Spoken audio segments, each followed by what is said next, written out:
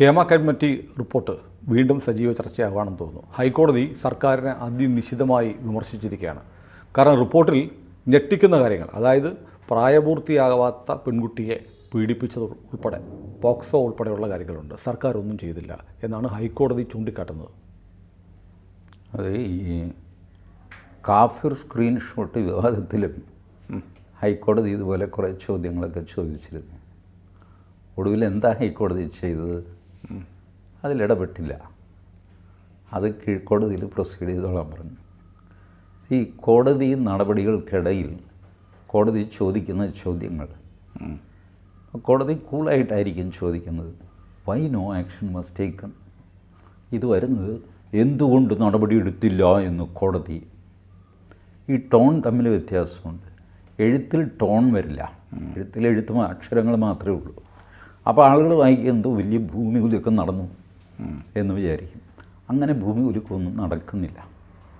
ഈ 10-ാം തീയതിക്ക് ഉള്ളിൽ സീൽഡ് കവറിൽ complete report with all evidence, pen drive, everything submit ചെയ്യാനാണ് കോടതി ഉത്തരവായത്. സർക്കാർ കൊടുത്തോ? കൊടുത്തില്ല. ഇപ്പോൾ വീണ്ടും അതിന് ഡേറ്റ് കൊടുത്തിരിക്കുകയാണ്, 3-ാം തീയതിക്കുള്ളിൽ. ഇന്ന് ഫൈനലി പറയും. ഇതുവരെ പറഞ്ഞിട്ടില്ല. അപ്പോൾ ഇത് അങ്ങനെ നീണ്ടുപോകും. ഹൈക്കോടതി 5-അംഗ ബെഞ്ച് ഉണ്ടാക്കി അല്ലേ? സാധാരണ ഫുൾ ബെഞ്ച് എന്ന് പറഞ്ഞാൽ 3 ജഡ്ജിമാരാണ്. 5 ജഡ്ജിമാരുടെ ബെഞ്ച് എന്ന് പറഞ്ഞാൽ അപൂർവങ്ങളിൽ അത്യപൂർവമായ ബെഞ്ചാണ്. ആ ബെഞ്ചാണോ എന്ന് കേസ് കേട്ടത്? അല്ല, പഴയ ഡിവിഷൻ ബെഞ്ച് തന്നെയാണ്. അപ്പോൾ കോടതി ഇതിൽ എടുത്ത് ചാടുന്നില്ല. പിന്നെ ചില ചോദ്യങ്ങളൊക്കെ ചോദിക്കും. നിങ്ങൾ വെറുതെ ഇരിക്കപ്പോൾ നിങ്ങളൊന്നും ചെയ്തില്ല, ഇങ്ങനെയൊക്കെ പറയും. അല്ല, ആ 5 ജഡ്ജസ് ബെഞ്ച് കോൺസ്റ്റിറ്റ്യൂട്ട് ചെയ്ത് കഴിഞ്ഞാൽ പിന്നീട് അങ്ങോട്ടത് പോകണം. അങ്ങോട്ടല്ലേ അത് പോകേണ്ടത്? എനിക്കറിയില്ല എന്താ അത് പോകത്തത്. 5 ജഡ്ജ് ബെഞ്ച് കോൺസ്റ്റിറ്റ്യൂട്ട് ചെയ്തു, അവരുടെ പേരുകളും ഒക്കെ പത്രങ്ങളിലൊക്കെ വന്നതാണ്. പിന്നെ ആ ബെഞ്ചിലാണല്ലോ വരേണ്ടത്. വന്നില്ലല്ലോ. ഞാനിത് ഈ ഹൈക്കോടതിയിൽ ചില പ്രൊസീജിയേഴ്സ് ഉണ്ട്. അതിൻ്റെ ന്യായങ്ങളും ഉണ്ടാകും. ഹൈക്കോടതി ചട്ടം വിട്ട് ന്യായം വിട്ട് ഒന്നും ചെയ്യില്ല. അപ്പോൾ 5-അംഗ ബെഞ്ചിലേക്ക് പോകേണ്ട മാറ്റർ ഏതാണ് എന്ന് തീരുമാനിച്ചായിരിക്കും ഒരുപക്ഷേ ഇത് 5-അംഗ ബെഞ്ചിന് വിടുന്നത്. അതുവരെ ഇത് ഡിവിഷൻ ബെഞ്ചിലായിരിക്കാം വരുന്നത്. ഇതൊക്കെ ഞാൻ ഊഹിക്കുക മാത്രമാണ്. ഞാനതിൻ്റെ പ്രൊസീജിയറൊന്നും പോയി കേട്ടൊന്നും നോക്കിയില്ല. ഏതായാലും ഇപ്പം ഈ പറഞ്ഞതുപോലെ ഒരാകാശവും ഇടിഞ്ഞു വീണിട്ടില്ല. സാധാരണ കോടതി ചോദിക്കുന്ന ചോദ്യങ്ങളാണ് ഇതിലും ചോദിച്ചിട്ടുള്ളത്. ഇത്രയൊക്കെ വിവരങ്ങൾ റിപ്പോർട്ട് കിട്ടിയിട്ട് നിങ്ങൾ എന്ത് ചെയ്തു? ഗവൺമെൻറ്റിൻ്റെ മറുപടി എന്താ? ഗവൺമെൻറ് പറഞ്ഞത് ഞങ്ങൾ ആരുടെയെങ്കിലും പേരിൽ കേസെടുക്കാനായിട്ടല്ല ഈ അന്വേഷണം നടത്തിയത്, കുറ്റക്കാരെ കണ്ടുപിടിക്കാനും അല്ല അന്വേഷണം നടത്തിയത്. അവർക്ക് ഒരുപാട് പ്രശ്നങ്ങളുണ്ടെന്ന് പറഞ്ഞു. ആ പ്രശ്നങ്ങൾ എന്താണെന്ന് അന്വേഷിക്കാനാണ്. ആ പ്രശ്നങ്ങളിൽ ക്രിമിനൽ കേസ് ഉണ്ടാവാം, ഇല്ലാതിരിക്കാം, എന്തും ആയിക്കോട്ടെ. കമ്മിറ്റിയുടെ മാൻഡേറ്റ് ഈ പ്രശ്നങ്ങൾ അന്വേഷിക്കുകയാണ്. പ്രശ്നങ്ങൾ പാസീവായിട്ട് പറയാൻ പറ്റുമോ? അത് പോക്സോ ഉൾപ്പെടെയുള്ള ഒരു ക്രൈം നടന്നു എന്ന് തെളിവ് സഹിതം അല്ലെങ്കിൽ ഇര വന്ന് വെളിപ്പെടുത്തി എന്ന് പറയുന്ന ഒരു റിപ്പോർട്ട് കിട്ടിയാൽ ഞങ്ങൾ ഇതിനല്ല വെൽഫെയറിനാണെന്ന് പറഞ്ഞ് ഒഴിയാൻ പറ്റുമോ സ്റ്റേറ്റിന്? ഈ വെളിപ്പെടുത്തിയ ഇരയുടെ പേര് റിപ്പോർട്ടിലില്ല. ഇതാണ് സർക്കാർ പറയുന്നത്. ഇങ്ങനത്തെ സംഭവങ്ങൾ നടക്കുന്നുണ്ട് എന്ന് ഹേമ കമ്മിറ്റി ഞങ്ങളെ അറിയിച്ചു. ഇതിൽ വാദിയാണ്, പ്രതിയാണ്, ഇരയാണ്, വേട്ടക്കാരനാണ്, ഇതൊന്നും പറഞ്ഞിട്ടില്ല. ആരാണെന്ന് പറഞ്ഞിട്ടില്ല. ഇങ്ങനത്തെ സംഭവങ്ങൾ നടക്കുന്നതായിട്ട് പലരും ഞങ്ങളെ വന്നറിയിച്ചു. പക്ഷേ സാക്ഷിമൊഴി ഉണ്ടാവുമല്ലോ. അതെന്താണെന്ന് വെച്ച് കഴിഞ്ഞാൽ നിങ്ങൾ ഹേമ കമ്മിറ്റി റിപ്പോർട്ടിനെ ഒരു FIS ആയിട്ട് കാണുന്നു, ഫസ്റ്റ് ഇൻഫർമേഷൻ സ്റ്റേറ്റ്മെൻറ്റ് ആയിട്ട് കാണുന്നു. അങ്ങനത്തെ ഒരു സ്റ്റേറ്റ്മെൻ്റ് അല്ല ഇത്. ഇത് നോൺ ജുഡീഷ്യൽ ആയിട്ടുള്ളൊരു കമ്മിറ്റിയുടെ എൻക്വയറിയാണ്. എന്തൊക്കെയാണ് നിങ്ങളുടെ പ്രശ്നം? മാഡം ഒന്നും പറയേണ്ട ഇവിടുത്തെ കാര്യം. ഇന്നലെ ഉച്ചയ്ക്കാണ് ഒരുത്തൻ എന്നെ കയറി പിടിച്ചത്. എൻ്റെ പേരൊന്നും പുറത്ത് പറയരുത് കേട്ടോ. ഇത് റെക്കോർഡ് ചെയ്തിട്ടുണ്ട്. അല്ലെങ്കിൽ അവൻ വിളിച്ച് ചീത്ത ഇവൾ റെക്കോർഡ് ചെയ്തിട്ട് അത് പെൻ ഡ്രൈവിലാക്കിയിട്ട് കമ്മിറ്റിക്ക് കൊടുത്തിട്ടുണ്ട്. ഇതൊന്നും വെച്ച് കേസ് ഫ്രെയിം ചെയ്യാൻ പറ്റില്ല.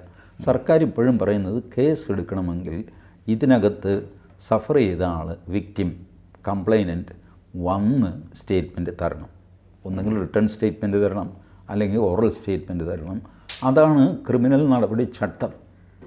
ആ ചട്ടമനുസരിച്ചല്ലേ കേസ് എടുക്കാൻ പറ്റുള്ളൂ. അല്ലാതെ ഒരു ജനറൽ അന്വേഷണം നടത്തി അതിലിങ്ങനത്തെ പരാതിയൊക്കെ പറഞ്ഞെന്ന് പറഞ്ഞാൽ ആർക്കെതിരെയാണ് കേസ് എടുക്കേണ്ടത്? അല്ല, ഇതാണ് സ്റ്റേറ്റസ് എങ്കിൽ എന്തിനാണ് ഹൈക്കോടതി ഇത് വിളിച്ചു വരുത്തിയതും 5 അംഗ ബെഞ്ചുണ്ടാക്കിയതും? അത് ഹൈക്കോടതിയാണ് പറയേണ്ടത്. ഹൈക്കോടതി പറയുന്നു റിപ്പോർട്ട് കംപ്ലീറ്റ് ഇവിടെ കൊണ്ടുപോകുമെന്ന് പറയുന്നു, കൊണ്ടുവരാം. കേസെടുക്കാത്തത് എന്താണെന്ന് ചോദിച്ചാൽ സർക്കാരിൻ്റെ മറുപടി ഇതാണ്: കേസെടുക്കാൻ വേണ്ടിയിട്ടുള്ള അന്വേഷണമായിരുന്നില്ല.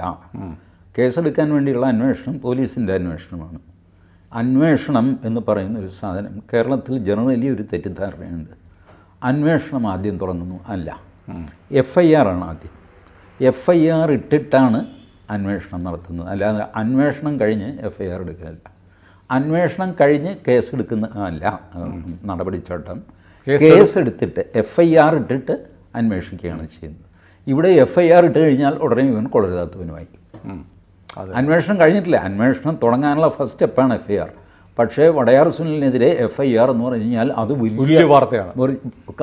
കഴിഞ്ഞു, സുനിലിൻ്റെ കഥ കഴിഞ്ഞു.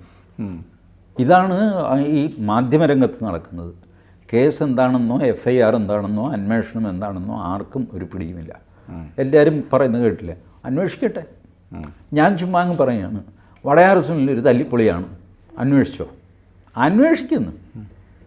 ഏത്? ഞാൻ ആരോപണം ഉന്നയിക്കുന്നു, എനിക്കൊരു തെളിവും തരാനുള്ള ബാധ്യതയില്ല, ഒന്നുമില്ല. ബാധ്യത സുനിലിൻ്റെയാണ്. സുനിൽ ഈ കുറ്റം ചെയ്തിട്ടില്ല എന്ന് സുനിൽ തെളിയിക്കണം. ഇങ്ങനൊരു ക്രിമിനൽ ലോ ഇല്ല. സുനിൽ കുറ്റം ചെയ്തിട്ടുണ്ടെങ്കിൽ പ്രോസിക്യൂഷനോ അല്ലെങ്കിൽ പരാതിക്കാരനായ ഞാനോ ആണ് സുനിൽ കുറ്റം ചെയ്തു എന്ന് തെളിയിക്കേണ്ടത്. അല്ലാതെ ഈ കുറ്റം ഞാൻ ചെയ്തിട്ടില്ല കേട്ടോ, ദേ തെളിവെന്ന് പറഞ്ഞ് തല ചുമന്നുകൊണ്ട് പോലീസ് സ്റ്റേഷനിൽ പോകാനുള്ള ചുമതല സുനിലിനില്ല. ഇവിടെ എല്ലാം തലതിരിഞ്ഞാണ് ആൾക്കാർ മനസ്സിലാക്കിയിരിക്കുന്നത്. എന്ത് ചെയ്യാൻ പറ്റും? ആളുകൾക്ക് നിയമബോധം ഇല്ലാത്തതുകൊണ്ടാവും. അത് മാധ്യമങ്ങൾ ഇല്ലാതെയാക്കിയതാണ്. അവർക്കും ഇല്ല നിയമബോധം. അതെ അതെ. ഒന്നും പഠിക്കാൻ ശ്രമിക്കുകയില്ല, ഒരു ചുക്കുമില്ല. സെൻസേഷൻ. ഈ നാട്ടിൽ നിയമവാഴ്ചയുണ്ടോ എന്ന് കോടതി ശരിയാണ് ചോദിക്കാറുണ്ട് ഇടയ്ക്കിടയ്ക്ക്.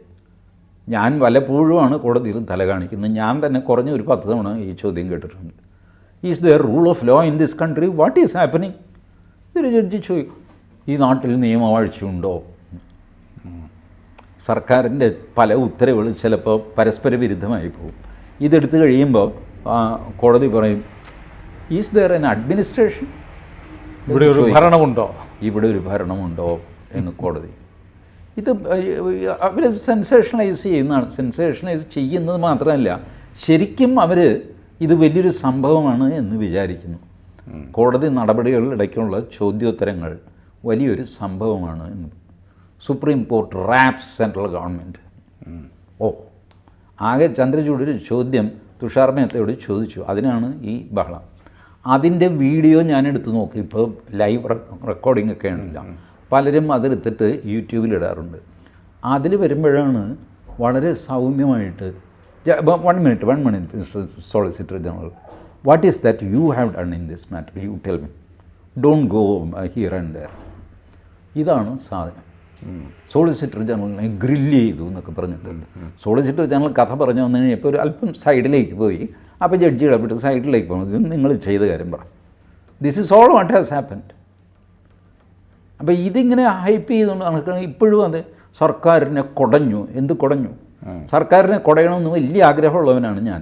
പക്ഷേ ഇത് സർക്കാരിനെ കുടച്ചിലാണ് എന്നൊക്കെ പറഞ്ഞു കഴിഞ്ഞാൽ അത് don't get carried away by this rhetoric. ഒരു ജഡ്ജിയുടെ ഒരു കമൻറ്റ് അത് വെച്ചിട്ട് പിണറായി വിജയന് വീട്ടിയിടാന്നൊക്കെ പറഞ്ഞ് ആഘോഷിക്കുന്നത് ഒരു അല്പബുദ്ധികളാണ്.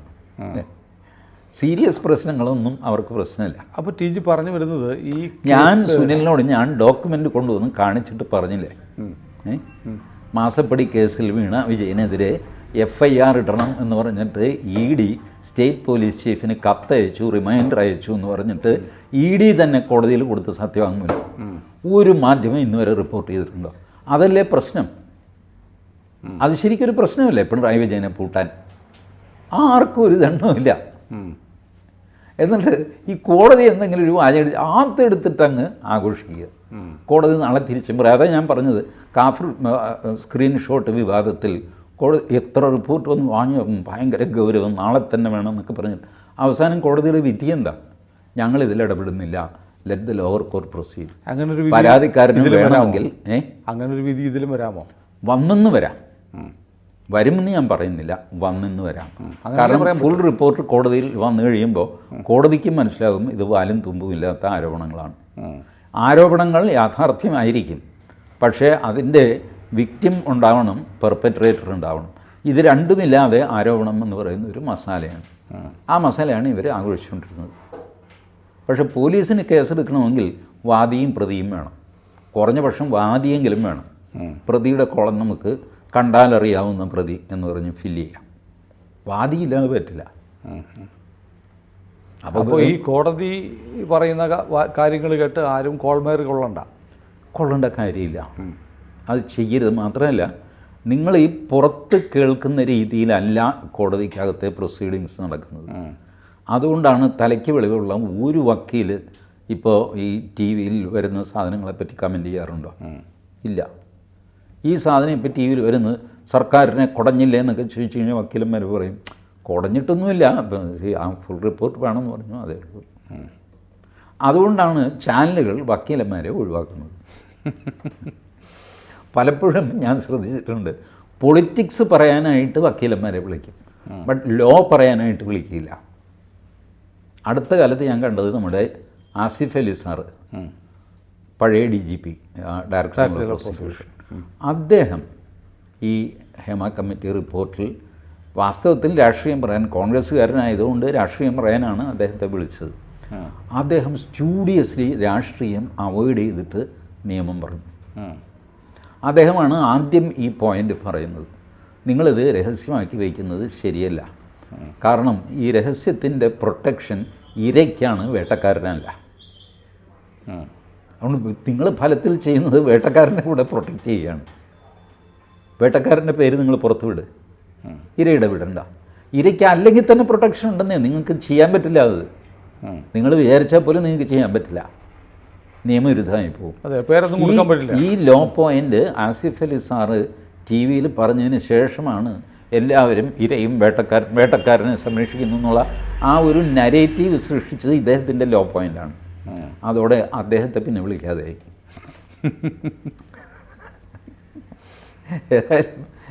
രസമുണ്ട് കാര്യങ്ങൾ, മസാല കിട്ടുന്നുണ്ട്. ഇഷ്ടം ഫുൾ റിപ്പോർട്ടൂടെ കിട്ടിക്കഴിയുമ്പോഴത്തേക്ക് കുറേ ദിവസം കൊണ്ട് ഓടിക്കാനുള്ള ഫ്യൂവൽ കിട്ടും.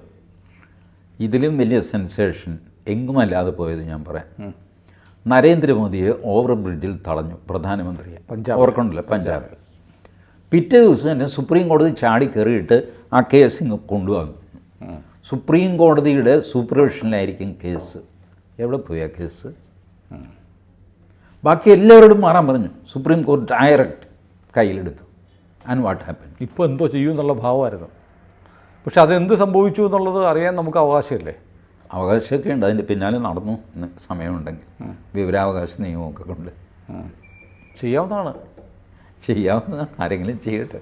ഞാൻ പറഞ്ഞത് ഈ സെൻസേഷനലായിട്ടുള്ള കാര്യങ്ങൾ അവസാനം ഒന്നുമല്ലാതെ പോകുന്ന അവസരങ്ങൾ ധാരാളമുണ്ട്. കാരണം അവർ കോടതി ഇത് പിച്ചിക്കീറിയൊക്കെ നോക്കി കഴിയുമ്പോൾ ഇതിനകത്ത് മാറ്റമൊന്നും കാണുന്നില്ല. അവർ ഈ പറഞ്ഞ ആവേശമോ ഉദ്വേഗമോ ഒന്നും തന്നെ കോടതി മുറിയിൽ കാണിക്കാറില്ല. ഇത് ഇവർ മാധ്യമങ്ങളിങ്ങനെ ഫ്ലാഷ് ചെയ്യുമ്പോൾ നമുക്ക് മനസ്സിൽ തോന്നുന്ന ഒരു ഉദ്വേഗമാണ്, വേറെ ഒന്നുമില്ല അതിനകത്ത്. ഏതായാലും ഇനി അടുത്ത വാർത്ത എന്താണെന്ന് കാത്തിരിക്കാം, നമുക്ക് നോക്കാം.